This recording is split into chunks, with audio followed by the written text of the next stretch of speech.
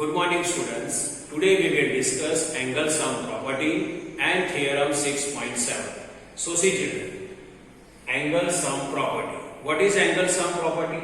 The sum of all the angles of any triangle is 180 degree. Its meaning is the sum of measures of all the angles of any triangle is always 180 degree. It is known as angle sum property. Now we will discuss theorem 6.7. The sum of the angles of a triangle is 180 degree. It is known as theorem 6.7. The sum of the angles of a triangle is 180 degree. Means here in a given theorem 6.7, one triangle given to us and its three angles are given to us, and we have to prove that the sum of the angles of the triangle is 180 degree. That we have to prove. So proof. Now we will start proof. Consider triangle PQR. So see children, here we consider triangle PQR. This is triangle PQR.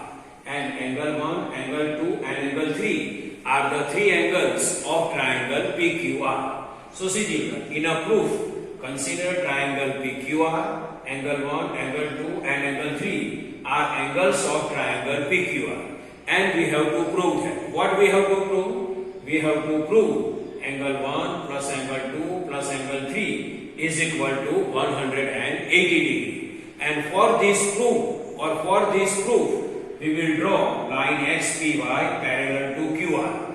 We have to prove angle 1 plus angle 2 plus angle 3 is equal to 180 degree. For that, we will draw line XPY parallel to QR. Here we will draw one line XPY in such a way that it is parallel to QR. Now I am drawing line XPY in such a way that it is parallel to QR. See, I drawn line XPY in such a way that it is parallel to QR. Now see, now I will mark here angle 4 and here angle 5.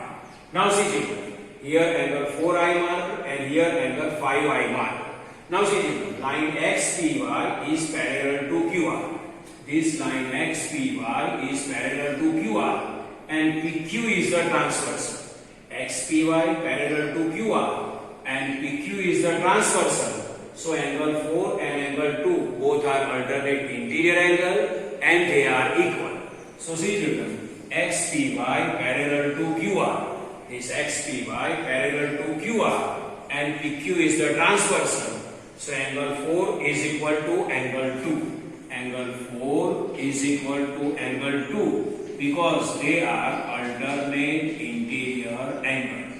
Because they are alternate interior angle. Same way, this line XPY parallel to line QR and PR is the transversal.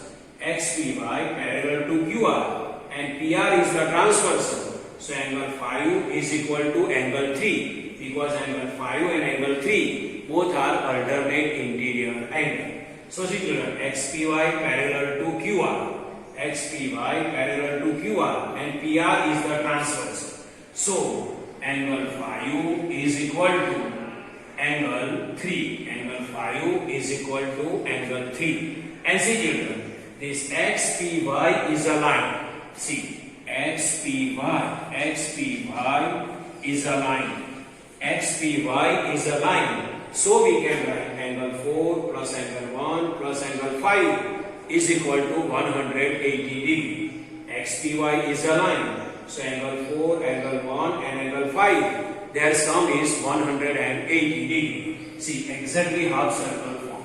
Half circle means what? 180 degree. Or we can say that XPY is a line. So angle 4 plus angle 1 plus angle 5 is equal to 180 degree. XPY is a line. So angle 4 plus angle 1 plus angle 5 is equal to 180 degree. Now see here, angle 4 is equal to angle 2. Angle 4 is equal to angle 2. So instead of angle 4, I can write angle 2. So angle 2 plus then plus. Angle 1 then angle 1 plus then plus. Now see, angle 5 is equal to angle 3. So instead of angle 5, I can write angle 3 is equal to 180 then 180.